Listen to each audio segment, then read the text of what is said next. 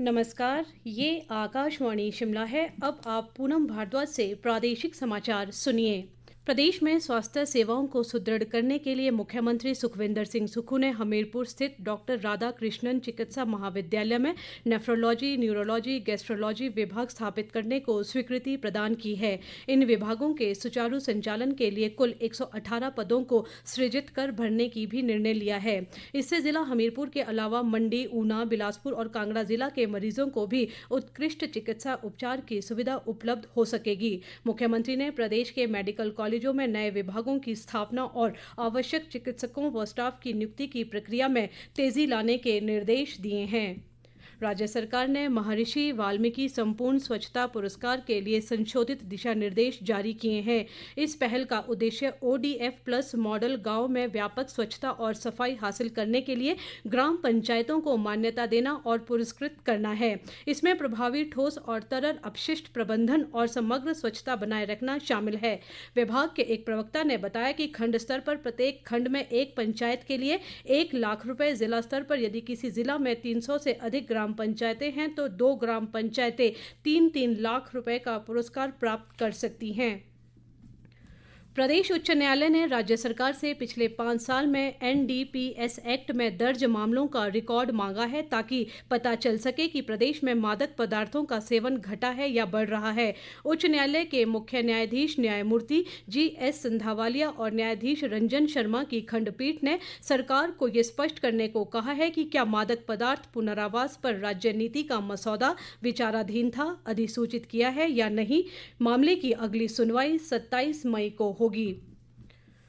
Operation सिंदूर की सफलता के बाद भाजपा ने भारतीय सेना के शौर्य के सम्मान में देश भर में तिरंगा यात्रा शुरू की है, जिसे लेकर पार्टी पदाधिकारियों व कार्यकर्ताओं सहित समाज के विभिन्न वर्गों में काफी उत्साह देखा जा रहा है। प्रदेश भाजपा अध्यक्ष राजीव बिंदल ने बताया कि आज तिरंगा यात्रा धर्मशाला में आयोजित की जाएगी।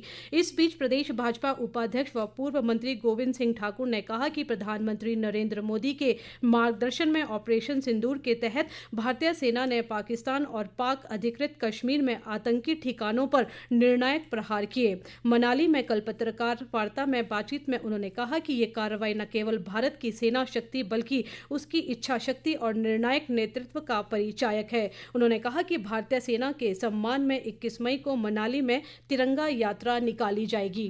की जनता ये चाहती है कि हम भारत के प्रधानमंत्री नरेंद्र मोदी जी और भारतीय सेना का अभिनंदन करें, उनका स्वागत करें और उनका आभार प्रकट करें और उनको ये विश्वास दिलाए कि देश के 40 करोड़ लोग भारत के प्रधानमंत्री जी और भारत की सेना के साथ खड़े हैं और उसके लिए तिरंगा यात्राएं की जाएंगी। और मनाली में भी 21 मई को यह तिरंगा यात्रा होगी।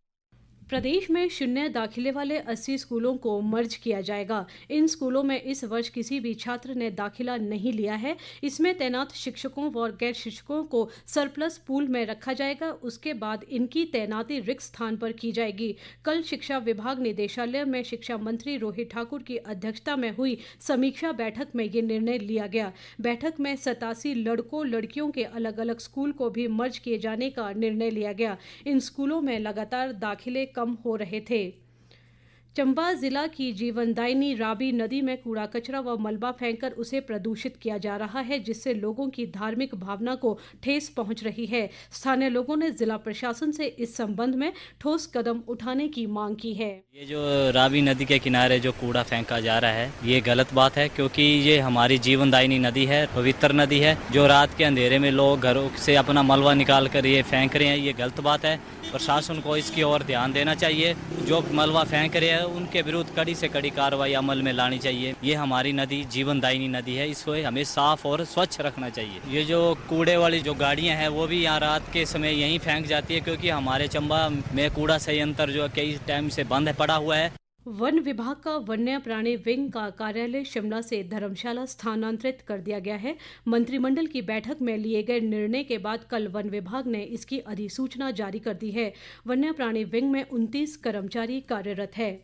इसी के साथ ये समाचार बुलेटिन समाप्त हुआ। हमारा अगला बुलेटिन आप सुन सकते हैं दोपहर 3 बजे। नमस्कार।